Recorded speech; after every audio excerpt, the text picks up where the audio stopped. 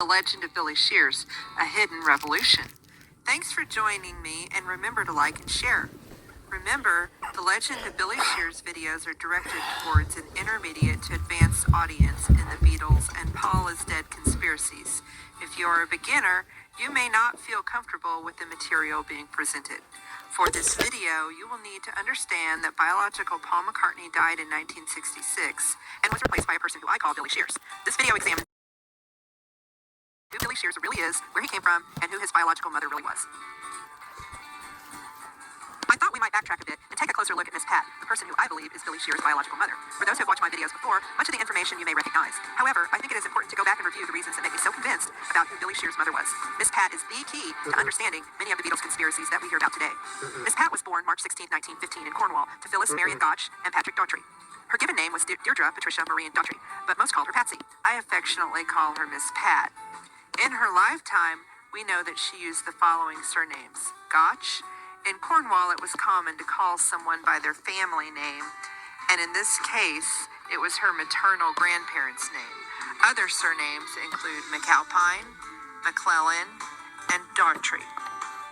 Aleister Crowley referred to her as the girl Pat. Not many details are available about Miss Pat and her childhood. She grew up in Cornwall with a very bohemian lifestyle surrounded by artists and intellectuals. Her mother, Phyllis, was a nightclub singer and traveled extensively, leaving Miss Pat to mostly be raised by her grandparents, Thomas and Caroline Gotch. Her father was killed in World War I, and she never had an opportunity to meet him. Thomas and Caroline Gotch were artists, painters that had transplanted to Cornwall, along with a group of other artists who loved the beautiful seaside landscape, and they desired to use common, hard-working, everyday people as their subjects. Thomas and Caroline loved to use their daughter Phyllis in their paintings, and if you ask me, their granddaughter too, Miss Pat. The Gotch family lived in a generational home called Wheel Betsy. It is important to note that Caroline Berlin Yates Gotch was born in Liverpool.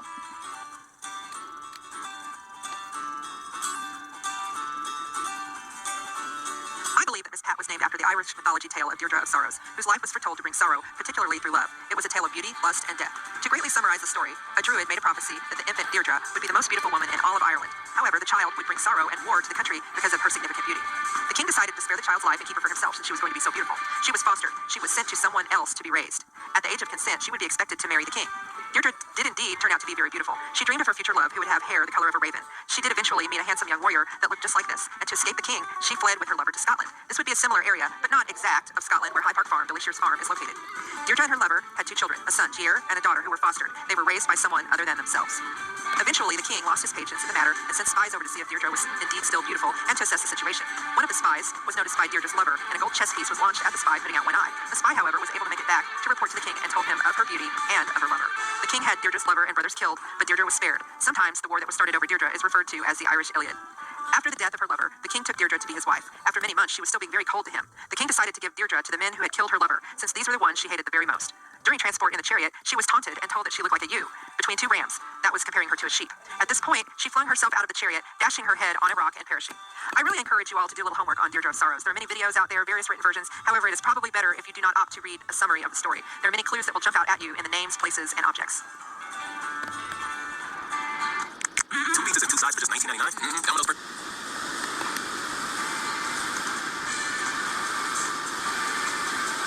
Like her father, Miss Pat's first husband, intelligent agent Captain James McAlpine, died in April 1941 while serving in World War II. We know that Miss Pat had a baby in May 1939 after a new child ritual with Aleister Crowley. The relationship between the two is well documented. Miss Pat and Crowley remained friends throughout his life, and she was at his bedside when he died. Now remember, we do know from the book Memoirs of Billy Shears that Billy Shears was born in 1939. This baby was named Randall Gier by his mother. Note the middle name is Gier. That's a name from the Sorrow story and translates to gear, as in the gear. He was called Alistair Ataturk by his father.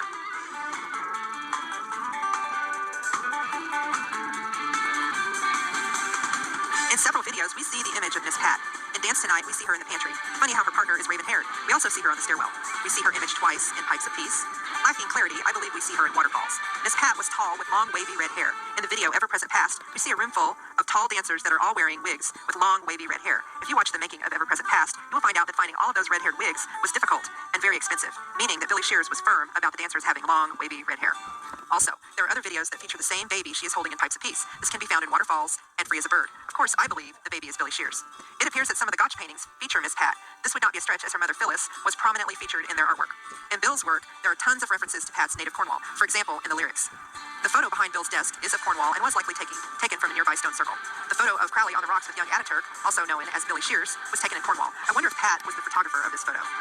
Also, the revisiting of the rock during the filming of Magical Mystery Tour on the beach in Cornwall. Yes, that is the same rock. The Magical Mystery Tour was Billy's homecoming to Cornwall. Then we have Egypt Station, a nod to his mother, Miss Pat, who served as a base cipher officer in Egypt during World War II. She was stationed there and had her grandmother and 3 children in tow. Finally, how much she looks like Bill. Please remember, it tells us in Memoirs of Billy Shears that Billy had plastic surgery done on his nose and his chin so that he would favor biological Paul McCartney more.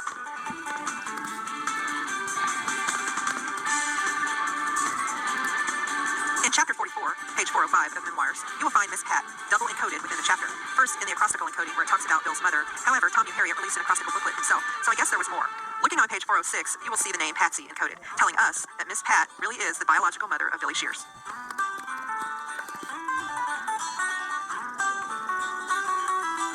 In 1933, Miss Pat was presented as a debutante in Buckingham Palace. This suggests a background of privilege. Prior to her relationship with Crowley, she was in a relationship with Major Robin Thynne. He was much older than her, and they lived together in the village of Paul, Cornwall. They both had a love for the occult and occult studies. It is through him that she likely originally became acquainted with Aleister Crowley. When hearing that Crowley was involved in a lawsuit, she traveled to London to watch the trial and met with him afterwards, where they decided to have a moonchild ritual and produce a baby. There is evidence that Miss Pat was involved in the Penwith Coven. With her love of the occult and having friends such as Crowley, this should not be a surprise to anyone. It is important to note for future videos that in witchcraft, children are often fostered or raised by another who helps them learn their intended use or craft. Miss Pat died in Lapford, Devon in 1992. This is just about 30 to 40 miles away from Tavistock. So what do you think about Miss Pat? Have I proven my case that she is the biological mother of Billy Shears? There is much more information, but I'm going to try to do shorter videos about each family member or significant player in this conspiracy and how they fit into the puzzle. If this were a game of tic-tac-toe, Miss Pat would occupy the center square, as most roads seem to lead back to her. I invite you to watch as I uncover more about Billy Shears, who he is, and how he is still today conducting a hidden revolution. If you enjoyed today's video, please hit the like button and share it with your Beetle Conspiracy friends.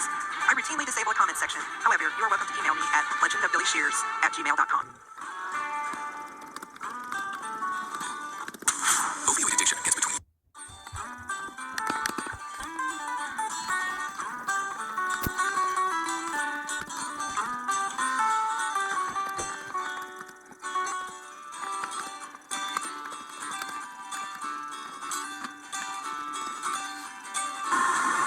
In 1934, Crowley began a libel case against a writer who described him as a black magician. He was desperate for money and believed he might be awarded damages. Examples of Crowley's pornographic poetry were read out in court, and then the wife of Raoul Loveday, the young man who died in the Abbey of Thelema, gave evidence of Crowley's depravity. The judge was appalled, saying that in 40 years of justice, he had never heard of such wickedness. Crowley lost the case and ended up bankrupt. But even after such a humiliating defeat, his extraordinary magnetism was undiminished. After a court case that Crowley loses, a young woman called Deirdre McCallum comes up to him and says, I want to have your child, basically. And Crowley agrees, and they go off together, and they perform a ritual to have a magical son, a sort of a magical heir for Crowley. And they perform various rituals, and they do have this son, and his name is Aleister Ataturk. Well, after he took me in his arms at the doorstep, he still nodded until his letter to he said, I want your child. Well, I wanted a child. And I said, just started. Then he came round and saw long. He had to give up drugs. He will give up drugs for 6 months. 6 months without takeoffs. Because he wouldn't. He couldn't conceive very little. I suppose I could see the other thing. That was the only child who, in the everyday concept, I think he really loved, whom he wanted to see have a future. Hey everyone, welcome back to The Legend of Billy Shears, a hidden revolution. Thanks for joining me, and remember to like and share. Remember, The Legend of Billy Shears videos are directed towards an intermediate to advanced audience in the Beatles and Paul is Dead conspiracies. If you are a beginner, you may not feel comfortable with the material being presented. For this video, you will need to understand that biological Paul McCartney died in 1966 and was replaced by a person who I call Billy Shears. This video examines who Billy Shears really is, where he came from, and who his biological father really was.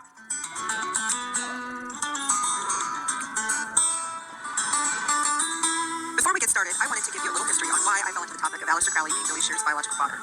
Some years back, I was talking with a group of Beatles conspiracy researchers. The topic of Crowley came up, and someone had suggested that they wondered if Crowley could be Billy Shears' biological father. At that moment, it was really said as a joke between researchers. Then, during a later interview, I brought the idea back up, and again, almost as a joke, thinking it might spice up the interview just a bit. I set out really believing that I would research Crowley just a bit and prove that he was not or could not be Billy Shears' father. Several years later, and after hundreds of hours of research, I will admit to you that it was impossible for me to disregard the Crowley relationship with Billy Shears. And I began to believe that it was much more than just Billy admiring Crowley somehow.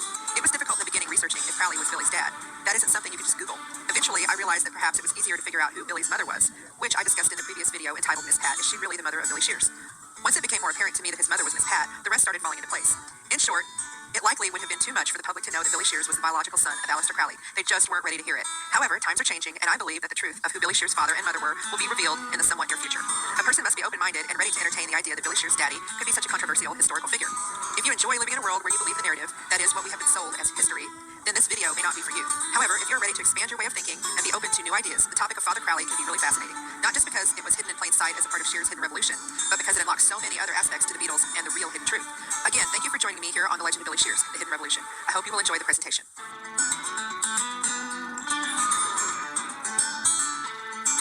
Edward Alexander Crowley was born October 12, 1875, in Royal Leamington Spa, England. His parents were strict fundamentalist Christians, something that Crowley was not accepting of after childhood and the death of his father. He was educated at Trinity College, Cambridge, but did not complete his degree. His family enjoyed wealth and privilege. However, he soon squandered his inheritance, living much of his life with little money. Crowley became a prominent figure in the occult, known for his writings on magic, that would be magic with a K, his involvement with the Golden Dawn, OTO, and being the founder of Thelema. He was the author of several texts on mysticism, magic, and philosophy, including the Book of the Law, with an unofficial tagline, "Do what thou wilt shall be the whole of the law." It is well known that Crowley was into heavy drug use, sexual exploration, and excelled at mountaineering and chess. It is suggested that he was an intelligence officer or served the intelligence community in some capacity for England during World War II. Some suggest that the villain character in the James Bond Casino Royale was based upon him. Crowley was nicknamed the Beast by his mother, an alias he proudly carried throughout his life. He once faked his own death. He believed he was the reincarnation of Pope Alexander VI. Aleister Crowley passed away on December 1st, 1947, with Miss Pat by his side in Hastings, England, at a boarding house known as Netherwood. Although his celebrity faded after his death, his teachings lived on in print, and a revival of his work seemed to begin to resurface in the 1960s. Crowley remains influential today in the occult, music, and pop culture sphere.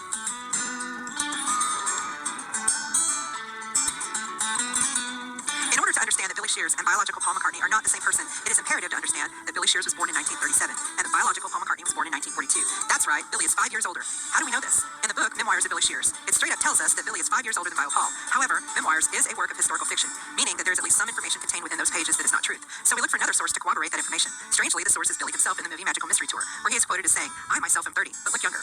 Remember, Magical Mystery Tour was Billy's homecoming to his native Cornwall, where he lived as a young child. There are subtle and sometimes not so subtle clues throughout the film and photo shoots of those days in Cornwall with regard to Billy. Once we have established this through Billy's own testimony, that Billy is indeed 5 years older, we can start looking at who his parents were. It is well documented that Miss Pat had a relationship with Aleister Crowley that produced a son in May 1937. In a television interview which can be found on the prior video about Miss Pat, she confirms that she indeed did have a baby with Aleister Crowley. Crowley wrote a letter to his son and mentioned his son, referencing him by name or age in a few other writings.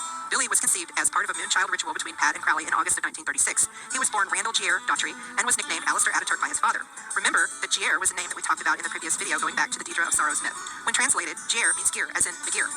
Remember, Billy has referred to his son James as Young Turk. Could that be short for Young Ataturk?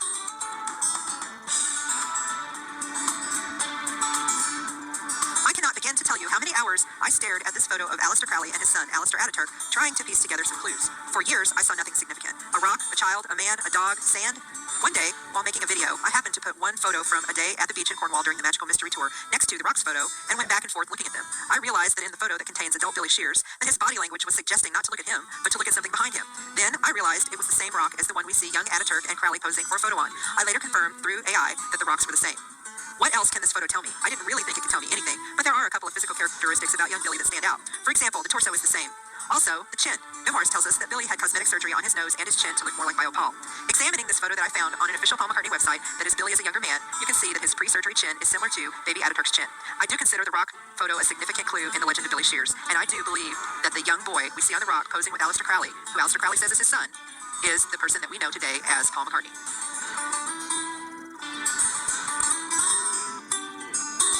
Let's not forget the Sgt. Pepper cover. Most everyone knows that Crowley appeared on the cover, but so did a lot of others. However, looking at this pyramid-style photo of the Pepper cover, it shows Crowley at the top of everything. OTO symbols and the A symbol similar to Crowley's own signature.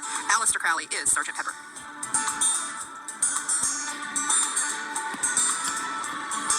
In an attempt to keep this video short and simple, I have not included some of the small or miscellaneous clues that might link Billy Shears to Crowley. However, there are a couple of items I feel are truly worth review. If you're interested in additional clues or information, please feel free to click on the links below to watch my prior works on Crowley, Miss Pat, and other members of Billy's clan. One of the biggest clues is wings. Billy named his post-Beatle band Wings. Aleister Crowley wrote a book called The Winged Beetle. In case anyone didn't know, a scarab is a beetle. An internet search regarding how the winged scarab is significant in the occult is quoted as, "The winged scarab is a powerful symbol in the occult, representing ascension, spiritual enlightenment, and release from material limitations. It bridges the earth and spirit, reminding practitioners of the inseparable connection between their daily actions and sacred intentions. The winged scarab's journey beyond cycles and resurrection signifies a higher state of consciousness and the potential for transformation and renewal. It is often used in magical practices and rituals to invoke specific energies and protect against evil forces." Also, in the Billy Shears story, we see significant references to Egyptian gods. Billy is the Horus character, with Bio Paul being the Osiris character. In Egyptian astrology, according to Billy's birthday of May 2nd, he is also considered Horus. Additional information can be found regarding the Horus-Osiris myth being played out by Billy and Paul in Memoirs of Billy Shears, and one day I hope to make a video on that topic. I try to avoid sharing writings from Aleister Crowley due to some being infused with magic, some being dark or just not ideal for public consumption. However, this Crowley writing outlines what dates are ideal for those who might get on well with a person born on May 2nd. Strangely enough, look at how many players in the Billy story are born within those dates. Personally, I fall into the other batch, the ones he might not get on well with. Also, Nancy didn't fit into the mix, but most everyone else in his family did.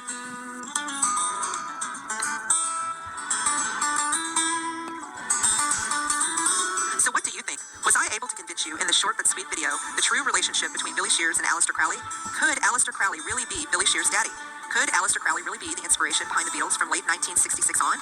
Could Billy really keep all that under wraps for 60 years? I say yes. There is enough evidence pointing from Billy Shears to his mother, Miss Pat, and to his father, Aleister Crowley, to establish that Billy Shears, also known as Aleister Ataturk, also known as Randall Gear Daughtry, and other various names, is the biological son of Aleister Crowley and Deirdre Patricia Daughtry McAlpine McClellan, who was the product of a moonchild ritual. Short of DNA test or confession by Billy himself, this is about as close as we can get.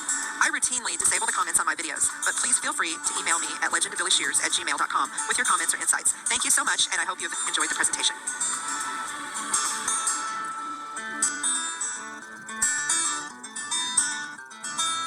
So when you see this long and winding road, these roads that twist around a little bit in imagery, it often is a symbol that represents Kabbalah magic.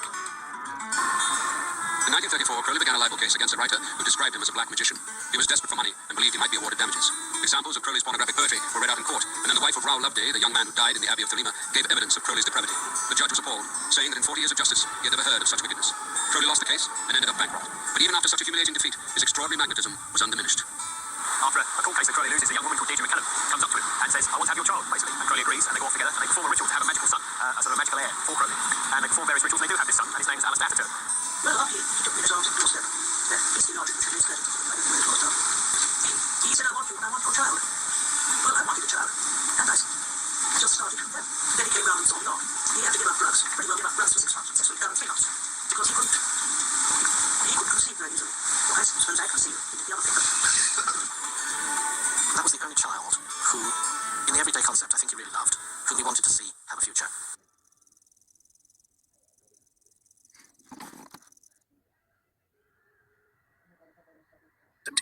Did as Billy and the Pepperpots, he covered one Beatles song on each side of an album, which were followed mainly by his own songs. And a friend called Jimmy Fraser wrote 2 songs, one for each side. The album was called Mersey Mania and was released on Allegro Records and Hurrah Records.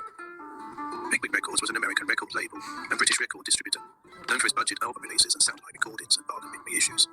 I remember you could buy these cheapo records at Woolworths when I was a kid. Not that I'd be seen dead with one under my arm. Memoir says its central character shortened the name Billy and the Pepperpots to the Beats, or the Merseysound version of the same record. Billy and the Pepperpots then made a sequel titled Beat, More Mersey Mania, which followed the same format. As an aside, I'm surprised nobody has mentioned or made more there being 5 mop tops at the bottom of each exclamation mark, which is usually the case on PID groups. Perhaps it's a secret clue alluding to John, Paul, George, Ringo and Billy. There you go, I'll give you that false clue for free. On page 74, Memoirs mentions the name Bill Shepherd, stating, living and making a living as Bill Shepherd. I never made it big, but I loved what I was doing. By interchanging the names Billy Shears, Billy and the Pepperpots and Bill Shepherd, these names have become synonymous with that of Paul McCartney's alleged replacement in the minds of the book's devotees. According to the user-generated online database Discogs, Billy Pepper and the Pepperpots, Mersey Mania was a Mersey beat cash-in LP organised by Bill Shepherd and released in 1964. Coincidentally, Phil Ackrell, the other person who Memoirs claims to have been Paul McCartney's replacement, left Denny and the Diplomats at the end of 1964, and the remaining members of the band disbanded, with Phil pursuing a career as an accountant. At the same time, Biff Stanchel, the third person who Memoirs claims to be Paul McCartney's replacement, had been playing with the Bonzo Dog Doodah band for 2 years, the Bonzos having formed in 1962. By the way, Bill Shepherd, who recorded those cash-in Billy and the Pepperpots albums, was born in 1927, and would have been 40 years old in 1967. He's looking pretty good for a 40-year-old, if he was Paul McCartney's replacement in 1967, as seen here. How the 5'8" tall Bill Shepherd, according to his son Gary Shepherd, with a round face became the taller, thinner face Phil Ackrell, Memoirs doesn't explain.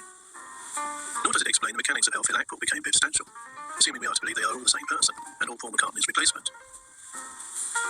But it is claimed that Billy became a Paul McCartney lookalike following alleged surgery in Kenya in November 1966, and Billy continued to play the role of Biff Stanchel up until Linda McCartney was diagnosed with cancer in 1995. Phew, it's a lot to process. I should hasten to add that this is according to what readers of the Memoirs of Billy Shears tell me. But why Biff Stanchel looked exactly the same before and after that alleged November 1966 surgery, no one has successfully explained to my satisfaction, other than proclaiming it was all down to the use of latex. But I can see how you can make a thin face appear fatter using latex, but not a fat face thinner. Anyway, onwards and upwards. Let's take a proper look and go in search of the real Bill Shepherd, who created those Billy and the Pepperpots cash-in records, as well as his other musical achievements.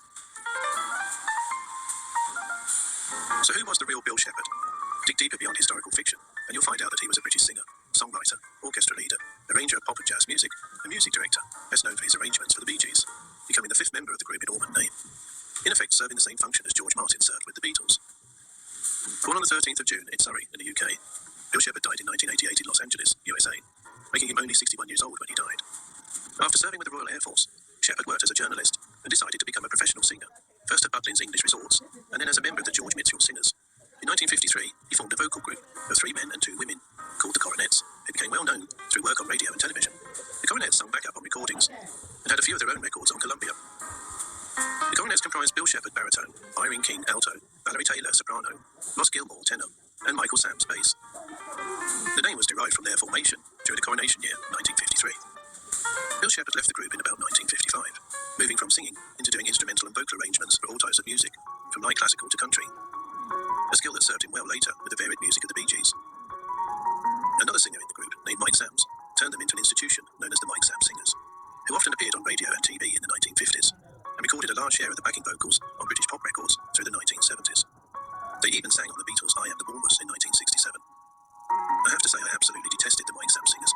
Especially as a teenager, I associated them with Sunday evening TV and having to go back to school the next day.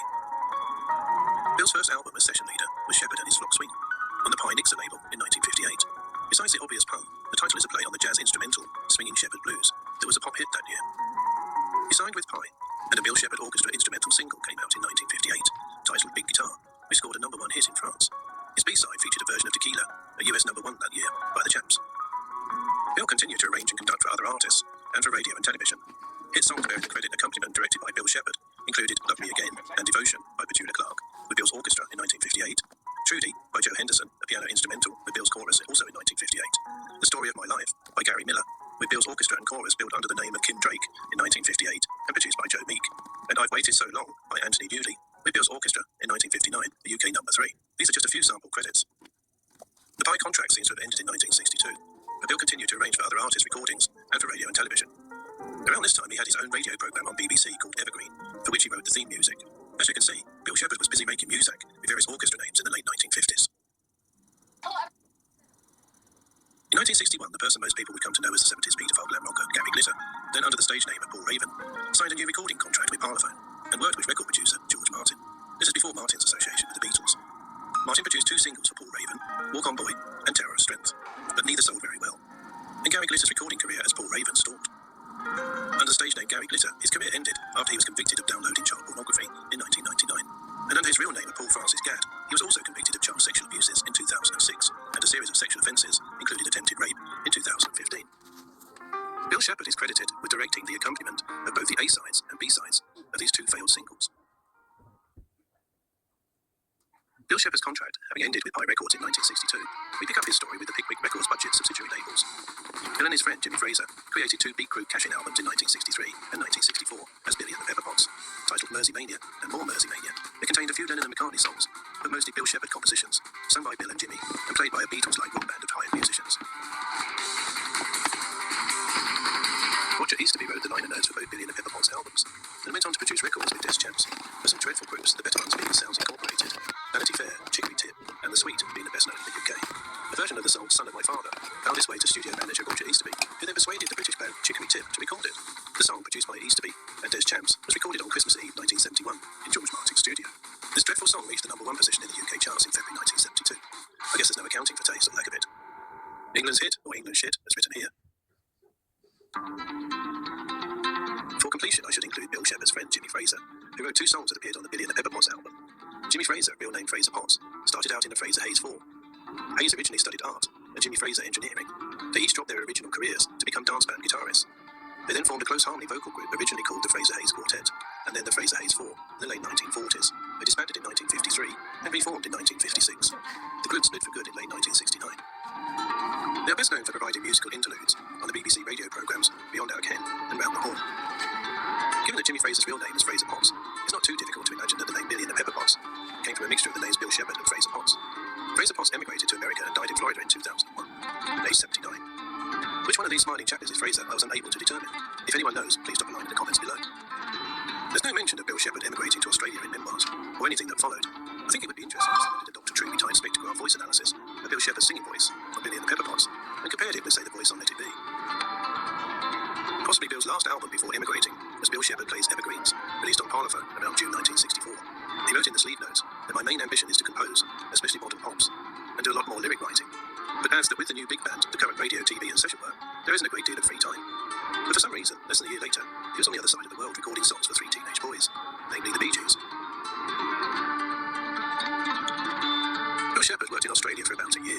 At age 38, he was clearly an experienced arranger by the time he met the Bee Gees in the middle of 1965. Bill thought the Bee Gees had a lot of potential and gave them as much help as he could. The story is that record label Festival was close to dropping the group, and that Bill recorded a pair of songs and then talked Festival into releasing a single since it had already been recorded. The arrangement of Wine, Women and Song was designed to showcase all 3 brothers. 1965 was the turning point for the Bee Gees. Their singles had not sold well, and the future looked bad for them as a recording act. They were saved by a new producer, Bill Shepherd. Bill perceived that Barry's songwriting, the brothers' harmonies, and their growing abilities as instrumentalists all could fit perfectly in with the current Beatles-dominated pop music world. With his encouragement, they finally got a top 20 single and an album. It was at this point that they recorded their first Australian hit, Spicks and Specks, which was released in September of 1966. However, the family had already decided to move back to England in hopes of further advancing the Bee Gees' career. By the time the Gibb brothers realised Spicks and Specks was a hit, they were already sailing back to the UK. Only a few weeks after arriving in England, the family received a fateful phone call from Robert Stigwood, the partner of famed Beatles manager Brian Epstein. Stigwood had heard the tapes the Gibbs had sent and was wowed by their songwriting and singing. He tracked them down, phoned their house, and requested a meeting. In 1967, at the request of the Beatles manager, Robert Stigwood merged his agency with Epstein's company, NEMS. Within weeks of joining NEMS, he started managing the Bee Gees, and within months their first international single, New York Mining Disaster 1941, which was taken from their first album recorded in England, became a major British and US hit, reaching the top 20 in both markets. In 1980, the Bee Gees sued Stigwood, claiming he was holding back on their royalties, but the 2 parties settled out of court and publicly reconciled. Although titled Bee Gees First, the first Bee Gees album to be recorded in England was in fact their 3rd studio album.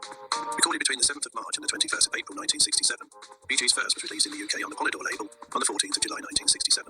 By the end of 1967, the album had been a top 10 hit in the United States, United Kingdom and Germany. And rightly so. Considered to be psychedelic pop, with a cover designed by Klaus Voormann, the price of the album was worth it just for the song To Love Somebody, a song that is ranked among the best 100 songs of the 60s. But an orchestral arrangement by Bill Shepherd. Compelled by the rumour-mongering on Internet Paul is Dead forums, Gary Shepherd posted on several of them in an attempt to set the record straight about his late father, Bill Shepherd, stating that his father indeed was the main writer for the Billy and the Pepperpots Jokey Cash-In album during the Beatlemania craze, and had emigrated to Australia in the 60s, got a contract for the Festival label, and took over recording the Bee Gees, and returned to England where he became their main orchestrator and arranger for their earlier hits. Gary Shepherd clearly stated that his father, being 5 foot 8 inches tall, was not a replacement for the taller Paul McCartney, and Billy Pepper and the Pepperpots were not part of the Paul is Dead conspiracy, a fact that all his family know.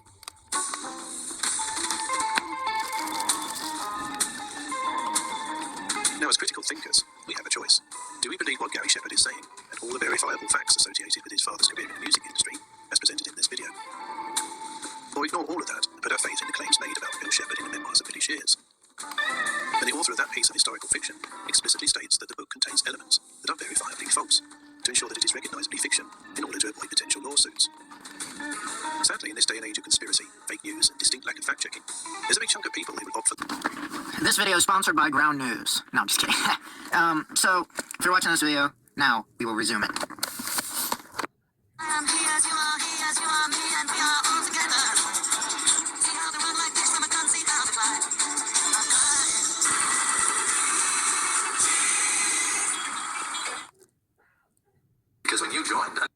Because when you joined, and you were like the new fellow, so and I thought, well, if I hang out with you, then they'll all be like, so I thought it'd be good to...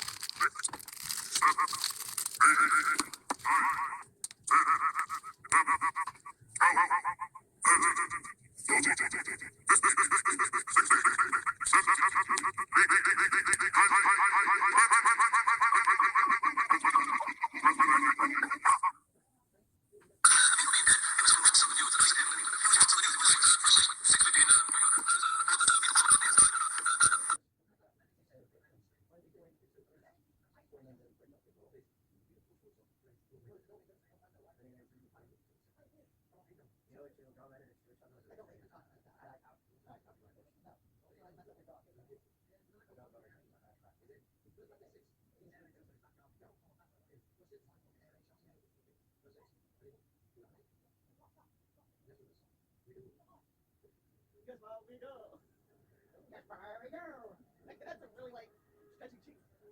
Hey, this is the church garden party.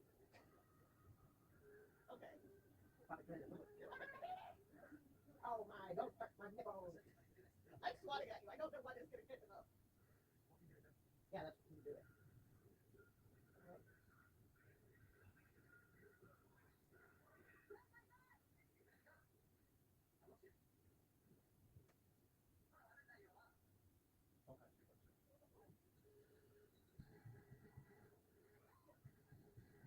This is Liverpool's quick skipple. And what allows you anymore? Because he's on the fountain, or rather on the counter, that dirty Noman looking magazine. On the fountain, or rather on the counter, that dirty Noman looking magazine.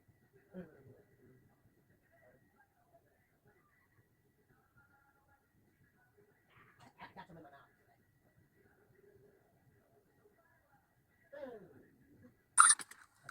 I was at the engagement party for Jane Asher and Paul McCartney. So here's the party, all right, and the rock and rollers are there, and yet Paul McCartney, looking a little bit different under the eyes, he looks a little gaunt, and I'm there, and I'm looking at him saying, why aren't they together? He's over there with this girl with the camera. Oh, that's Linda Easton. She was on the tour with him. That's his girlfriend. What do you mean girlfriend? He's supposed to be engaged to Jane. No, that's not the same McCartney. It's not the same guy. McCartney, situation is real. They replaced him with somebody special and did some plastic surgery. Calipers on the bridge of the nose will show that they were not one but two. Really telling us that the original Paul McCartney was not the later Paul McCartney, that there really was a double. It really is. It's more like it. It's the best Paul McCartney we've had. Refined, cleaned.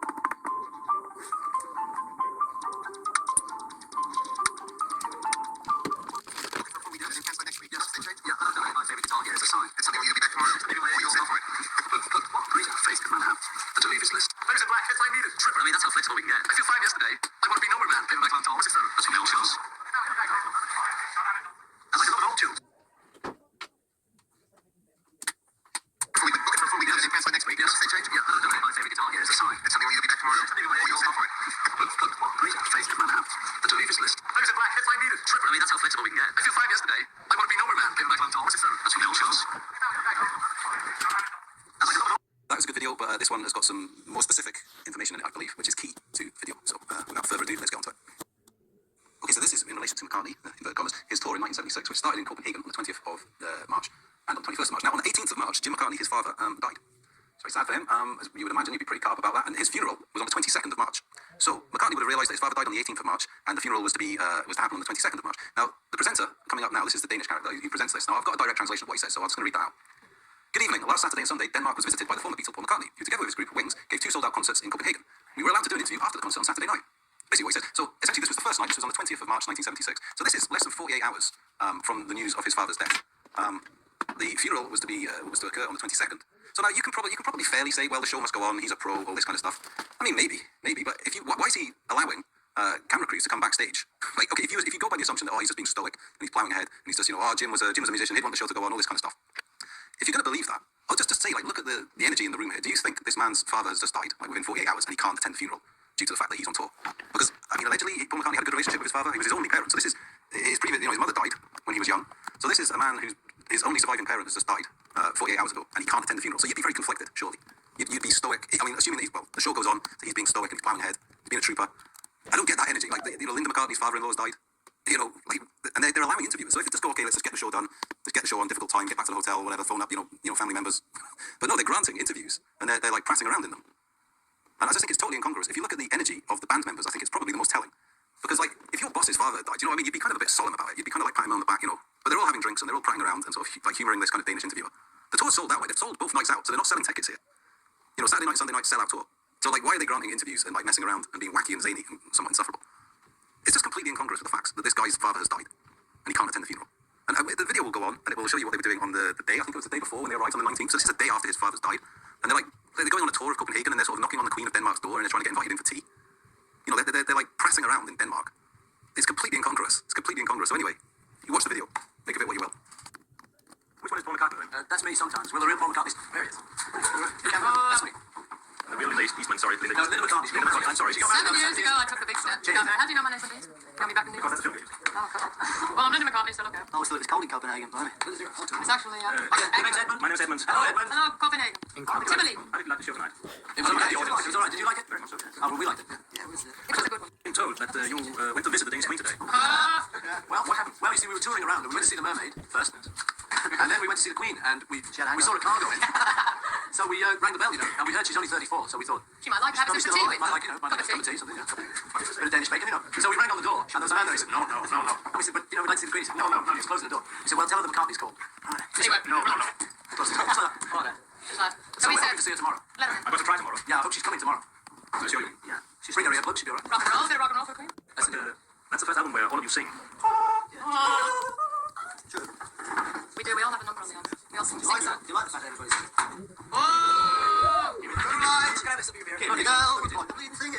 Well, I like the fact that you did it in the show tonight. So how did the idea start with everybody singing? Everybody can sing. Yes, but it says in the press release I'm quoting now that you normally don't ask the drummer to sing. Unquote. That's right, yeah, the drummer plays backwards. Actually, on the track that Joe sings, Paul plays the drums. So what we'll do if we do Joe's number, Paul will get the drums and Joe will come forward and sing like a nightingale. With vibrato. One of the numbers were written with you together with Colin Allen. That's right. Ex-Focus now. Absolutely. Ex-Down the Crows before that. Yeah. But you've written several songs together with Colin Allen. Sure.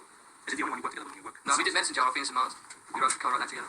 We co-wrote this one, Why No Junker. He said, is he the only one you work with? Oh, absolutely. What about you, Danny? Because you've written songs by yourself and you've written songs together with Paul as well. Yeah.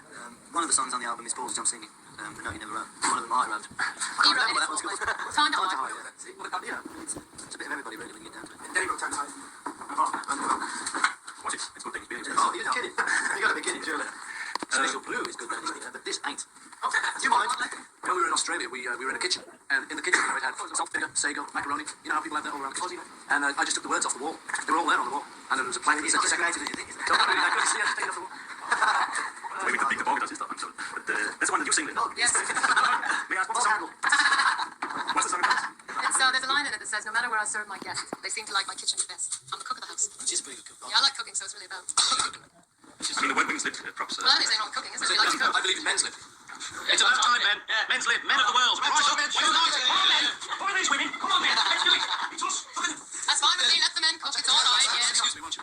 Sorry for that. That's it, women, let the men cook, let the men clean. Men's away from Nigeria, because it's Nigeria. Wonderful Copenhagen. Copenhagen. Copenhagen. Tak. Danske bacon. And then Sea Moon, we also did when we did Hi Hi Hi, because they banned Hi Hi Hi, so Sea Moon got to the airplay. It's very popular. You know that. Nina Seamoon. There was a man named Dave. Who did it? No. But when you took, for instance, a film like the one that you did from Venus and Mars, the rock show, I mean, that was from a concert. Yeah. And we all know what problems we had doing live things from a concert. How did you do that one? How do you do what you do? Yeah, that was in Australia. We didn't even know what was going on. I don't think. He didn't know. We knew it was going on. But he's all right. This is Bilbo, our percussion player. Very good. Good lad. Few drinks, he's fine.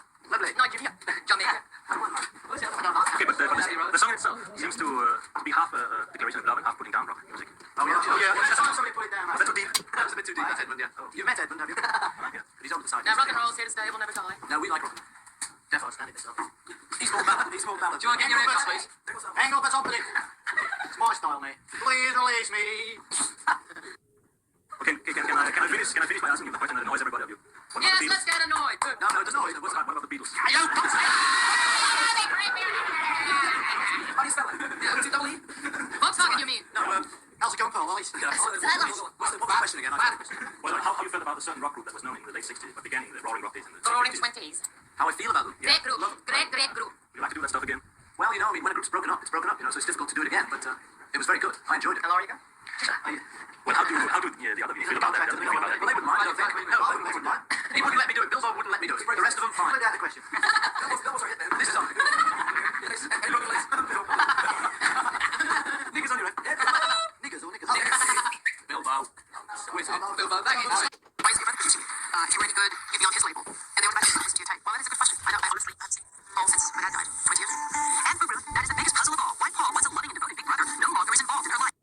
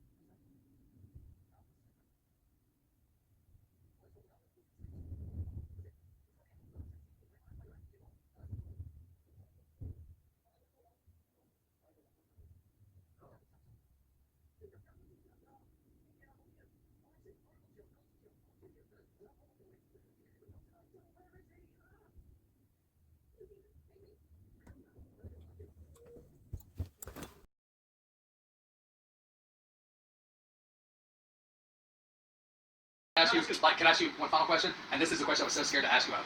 Nah. Can I ask it? Can I ask it? Go for it. Well, okay. I'm gonna go in. If you say cut this question, we'll cut it. What was it like playing with Billy Shepard instead of fucking Paul McCartney? I don't know. Billy Shears. Billy Shears Campbell. Thank you. That's all you had to say, my friend. The one and only Billy Shears. Sir, it was an honor to play with you. Can I get a picture made with you? Absolutely. Okay, thank you, sir. Okay, can you cut that? Could have been here all night otherwise. You're an amazing performer. I didn't help Billy Campbell anyway. Suddenly you're not just the guy you think you are. You're the person they think you are as well. And sometimes you're not, I'm just ordinary, I'm just lucky I go write some songs you like. No, you're not.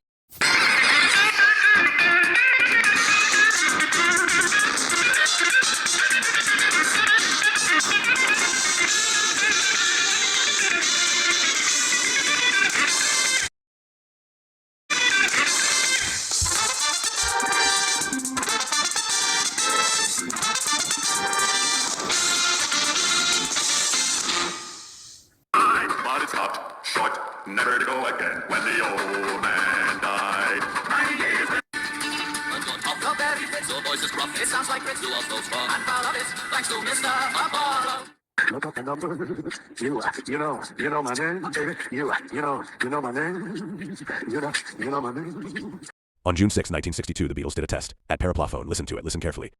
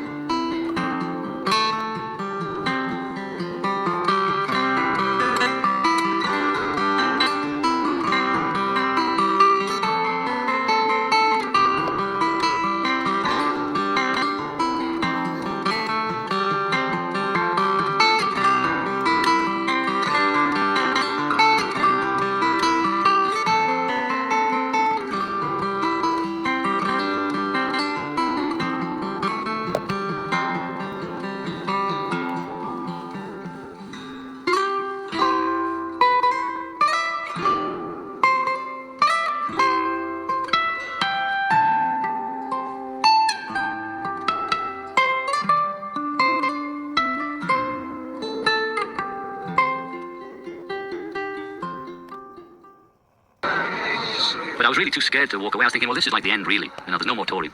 And I was dead nervous, so I said yes to Dick Lester that I would make this movie with him. I went to Almeria, Spain for 6 weeks. Ringo came to Spain, right, to Almeria, when John and I were down there. Yeah, I went and hung out because he was lonely. And, we really supported each other a lot. And so, he was out there being this actor. John was doing How I Won the War, so I went to India. I think I went for about 6 weeks. George, like you said, was doing the Indian stuff. I don't know what was called it. I don't know what he was doing.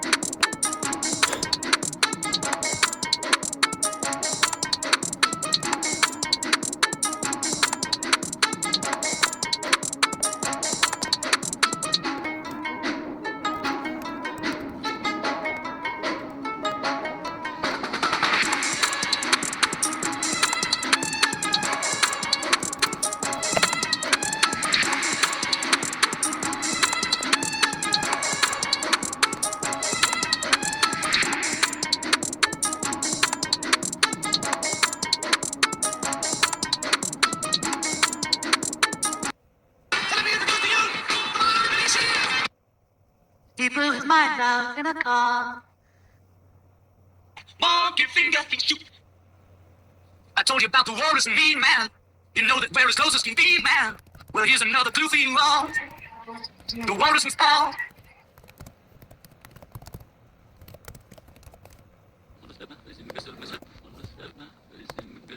It was on once on the news that America had said something about a Beatle being dead. It was on once on the news that I handled in England. It was once on the news. It was like, for 6:50 in there's a report that Beatle Paul McCartney has died in about, good night. They sort of say the story and then they say, brother of former Beagle Paul, in all the articles. I was thinking of jigging it to say former brother of Beagle Paul.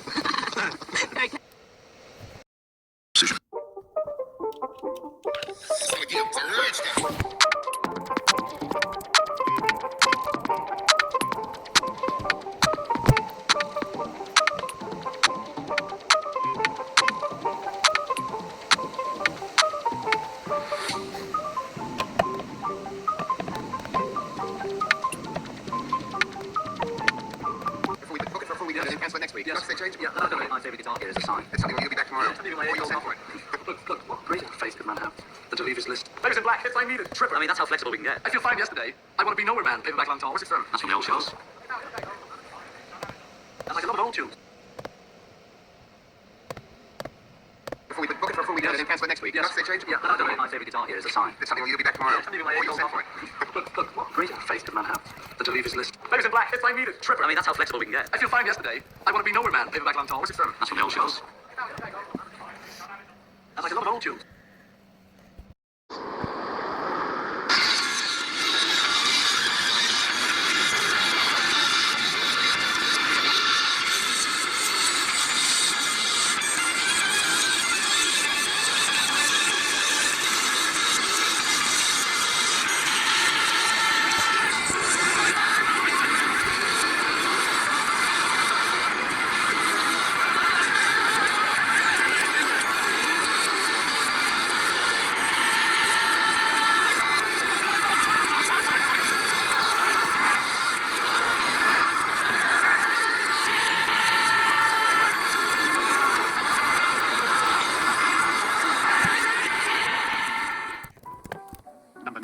Number nine.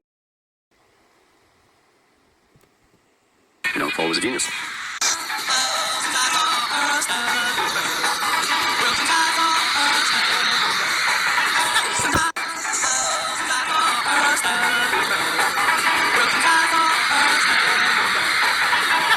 There's no use me playing the bass because I don't know anything on it. Say that, it'll be all my feelings. There's no use listening to that. It was bad. That's what I mean. I went through all that last time, so I just played it. There's no thinking about it. Thinking about it. Okay, so we do this. I don't know anything on it. I'll just listen to that. Say that, it'll be all my feelings. There's no use me playing the bass because I don't know anything on it. I'll just listen to that. It was bad. That's what I mean. I went through all that last time, so I just played it. There's no thinking about it. Thinking about it. Okay, so we do this. It was bad. That's what I mean. It was bad. It was bad. That's what I mean. It was bad. It was bad.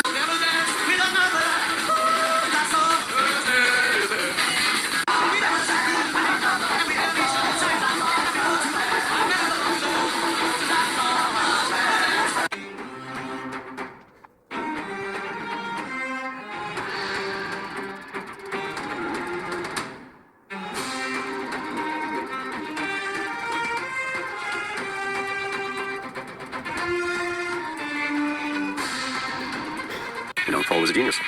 There's no use me playing the bass because I don't know anything on it. Say that, it'll be all my feelings.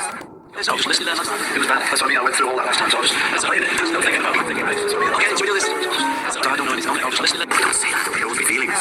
There's no use me playing the bass because I don't know anything on it. I'll just listen to that. It was bad. That's what I mean. I went through all that last time, so I just played it. There's no thinking about it. Thinking about it. Okay, so we do this. It was bad. That's what I mean. It was bad. It was bad. At the beginning of Billy Shears' life, he had a different name. He wasn't born William Frederick Shepard. He was born Randall Gard Darthree, in many names. May 2nd, 1932, 37 to June 1st, 1947. I believe that's... Hold on. In 1934, Aleister Crowley lost a lawsuit where he lost all of his money. After the lawsuit, Aleister came up to Patsy and asked to have a kid together. In 1936, they performed the ritual to have that child. On May 2nd, 1937, a day after they expected to have a child, Randall was born. Aleister at the OTO provided education and care for Randall. In early 1948, after Aleister Crowley's death, Patsy decided to put Randall up for adoption, fearing that her and Aleister Crowley's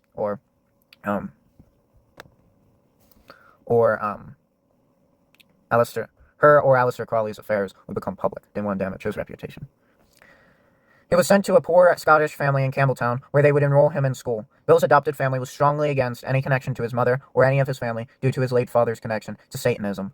Their family changed his name, William Frederick Shepard, taking their last name. In 1976, Billy learned about his past life and decided to make a jump for it, leaving his role as Paul McCartney. His plan was to establish a British council. He went as far as asking then Prime Minister of the United Kingdom, Harold Wilson, to help him out with this. Prime Minister Harold Wilson declined his offer. In 1978, Billy decided to kill off the character, but he soon had decided to get a replacement for him, as he had done before. William Frederick Shepherd, June 1st, 1947 to 1963. Bill would grow up in Campbelltown, Scotland in June 1953, leaving the George Mitchells at 15 or 16. He formed a band with his friend Valerie Taylor after that train ride from Birmingham to London. They formed the Cornets. Reminder, John Lennon was 16 when he formed the Quarrymen. The band would get their first big break when they were featured on midday music for 4 months. They would be invited to make the music for one of the Goons movies, not Goonies. The covers... Why does it just say the covers? Anyway. In 1954, Mike Samms would replace the original bass player, Gary Lane. Marin Gaye stepped away from the band when she found out she was pregnant. They replaced her with Keynotes member Irene King. As Sam's interest in American harmonies and contemporary sound grew, he eventually created another band called the Mike Samms Singers. Bill Shepherd then took the move of becoming musical director at My Nixa, that's their record company. It went from like Pi Records to Pi Nixa. It's weird. After that, the band became the Bill Shepherd Singers. He would go on to work with later Beatles manager George Martin in the early 1960s. Phil Ackrell, 1963 to 1965. Bill Shepherd would leave his previous life behind, creating Phil Ackrell because he created him because he believed that President John F. Kennedy's campaign for civil rights was going to the UK, and then he would be labeled as a racist and wouldn't be able to get any record deals. Under Phil's persona, he would join the band Johnny Dean and the Diplomats, which would change to Denny Lane and the Diplomats. They would dress in matching crocodile prints and dye their hair blonde. In 1963, Phil's band opened for the Beatles, which would begin their relationship.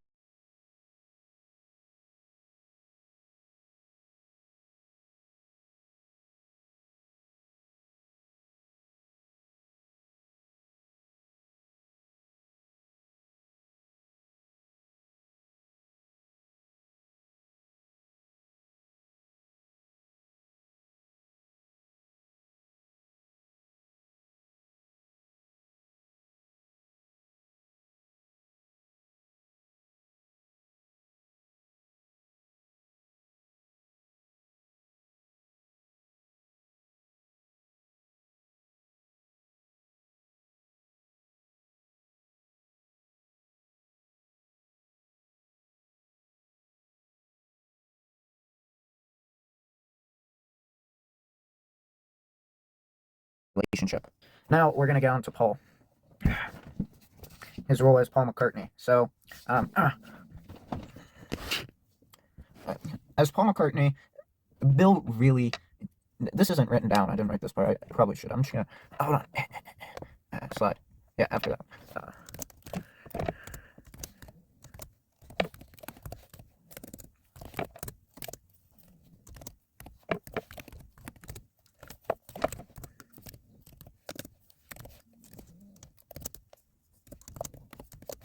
Kind of just now. Well, the thing about... Here's how all of his characters died. Randall Gardarthree died from a car accident. But he also...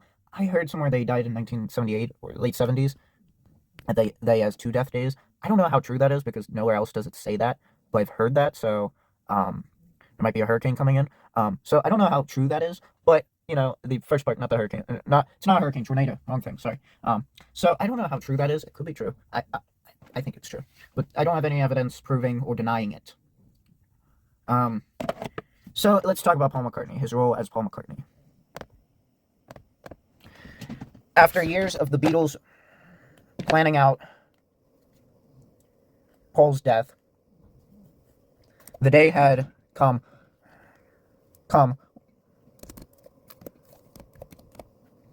when Paul McCartney had passed away.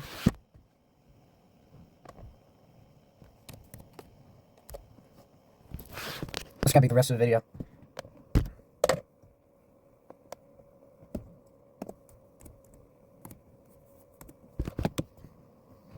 What?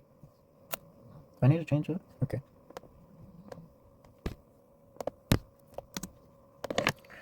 The Beatles manager, Brian Epstein, had gotten a call after getting in a fight with Paul McCartney about a song on their next album. He was informed that the police had found him after A police officer named Rita confirmed it.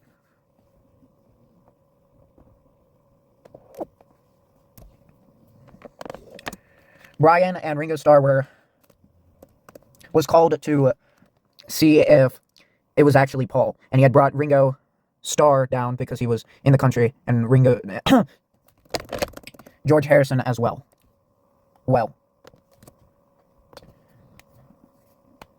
So they had both headed down to the scene where Brian Epstein and the others would confirm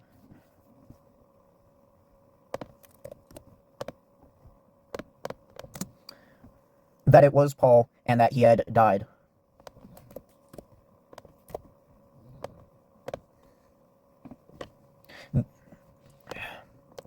Brian Epstein would then send a telegram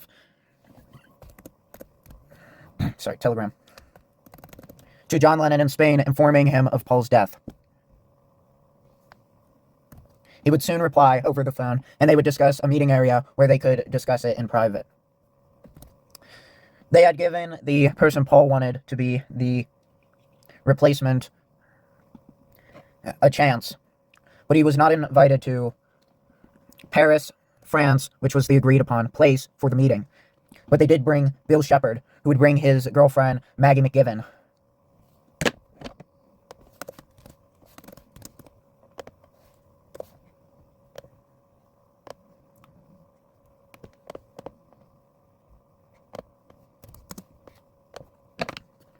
They discussed whether they should keep Bill on the team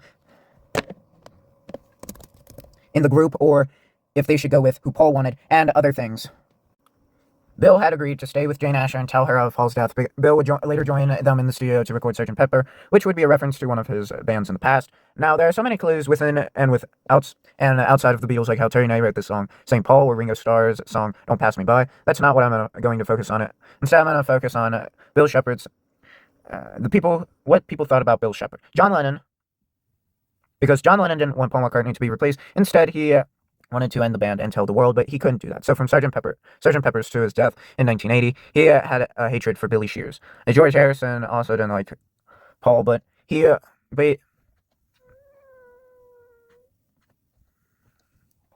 didn't want to tell the whole world. He agreed with John that they should put clues in their songs and albums, but he disagreed with John on his opinion to end the band and tell the world, because though he wanted to tell people, he didn't want to end the Beatles because of that. He wanted to get out because he didn't have freedom to create music, but he didn't want to end the band because one band member had died.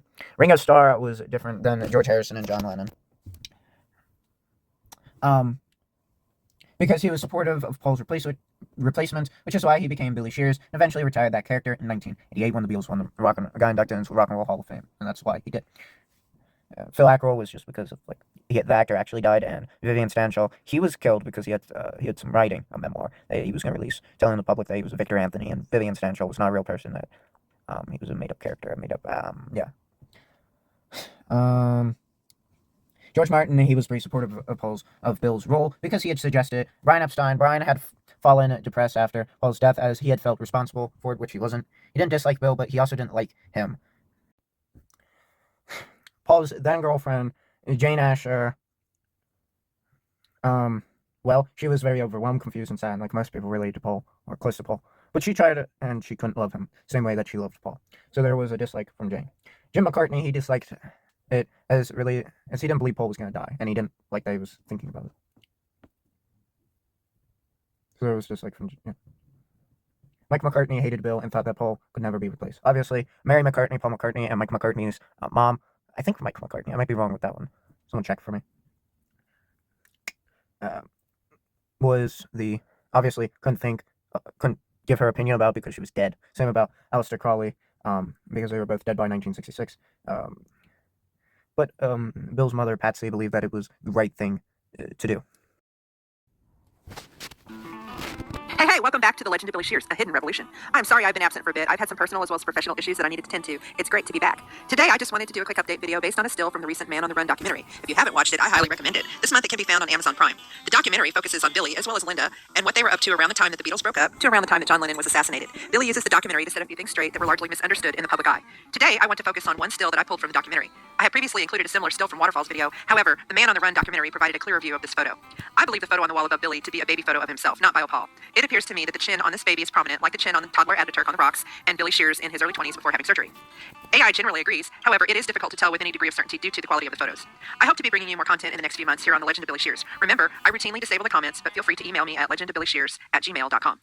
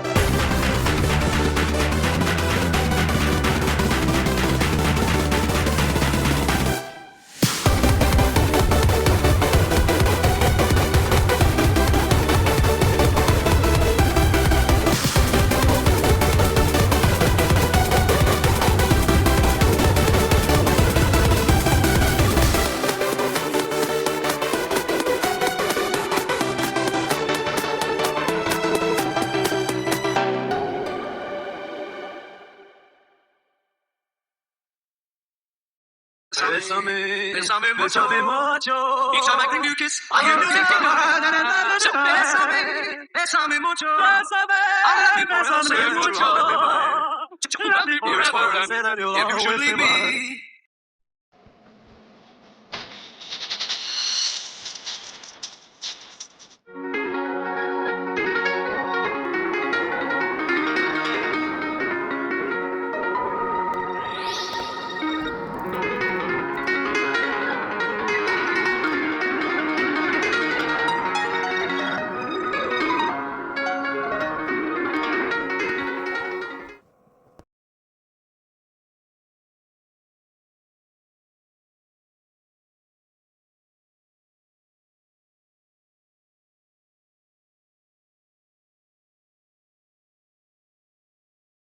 Newspaper taxis appear on Notice the take back on the voice already, even though this is a very early rehearsal take. Time in the back with your head. No bass again, no, because it was much better for me to work out the bass later, you know. Yeah, I think it allowed me to do. Yeah, I think I would. Nice man. But the good thing about doing it later, you know, is it allowed me to get melodic bass lines. Yeah. Yeah, which was always all the bass lines were always a bit interesting on this album. I think that was one of the reasons, you know, because we sort of did. With plasticine porters with looking glass eyes. Suddenly someone is there at the turnstile. The girl with kaleidoscope eyes. Go for it, man.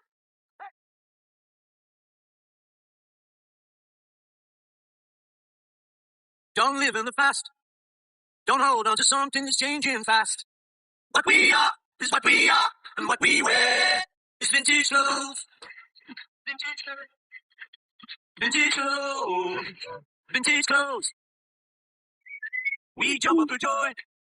Who cares if we look like a ghetto boy? What we are is what we are, and what we wear is vintage clothes. Vintage clothes. Vintage clothes. A little more, a little tall. Check the rack. What went out is coming back. Don't live in the past. Don't hold on to something that's changing fast. What we are is what we are, and what we wear is vintage clothes. Vintage clothes. A little more, a little tall. Check the rack. It's that thing, you know, we probably should have sort of been ourselves. Yeah, a lot more. Yeah. That is the biggest joke, to be yourselves. Because that was the purpose of going there, to try and find who yourself really is. Yeah, well, we found out, isn't it? And if you were really yourself, you wouldn't be any of who we are now. Well, actually, then. If you can't put me in the movie.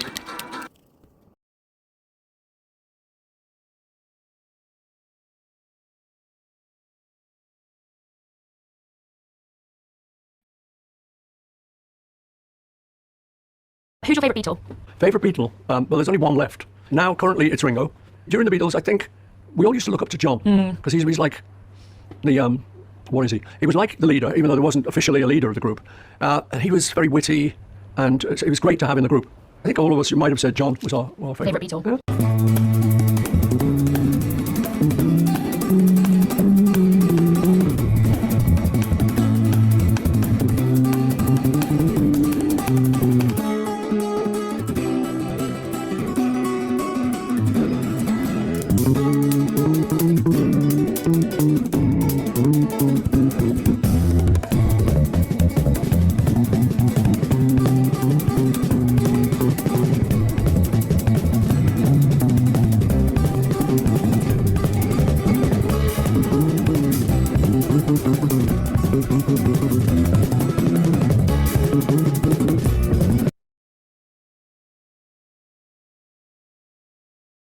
We are all a John guy as a kid. Oh, that's not a question you can ever ask a Beatle fan because you have to love them equally. So what's your take? There is no such thing as your favorite Beatle. 100% disagree. Disagree? Yeah, dude, Lennon's the best Beatle. You've never heard of John Lennon without Paul McCartney. The magic of the Beatles, the reason why you care about John Lennon, the reason why I care about John Lennon, is because of the chemistry. It's the combination that created the greatest rock band in the history of the world. It is undeniable that what they did together is they were the sum of all parts. And to say I have a favorite Beatle, it's like saying I have a favorite ventricle of my heart. It doesn't make any sense. Favorite Beatle? Well, there's only one left.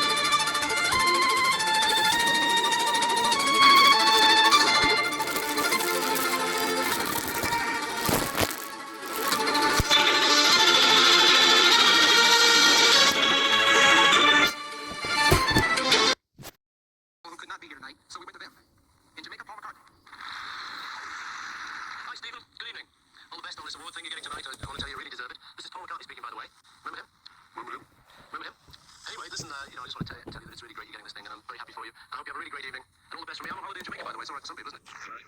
See you guys.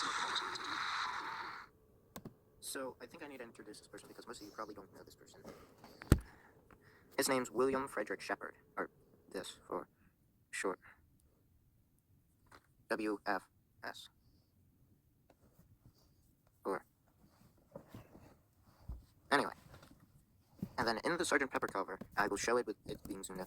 There's William Frederick Shepard again. Let's look at the two images. This one, this one. I think this is a different photo. And I think it's a better photo.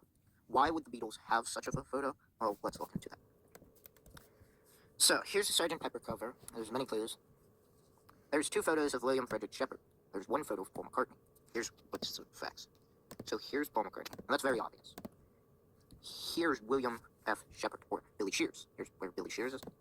And if you look behind Stuart Sutcliffe, that's Stuart Sutcliffe, if you just don't know. Stuart Sutcliffe, and this is why well, it's not really important, it's just me trying to navigate you towards where he is.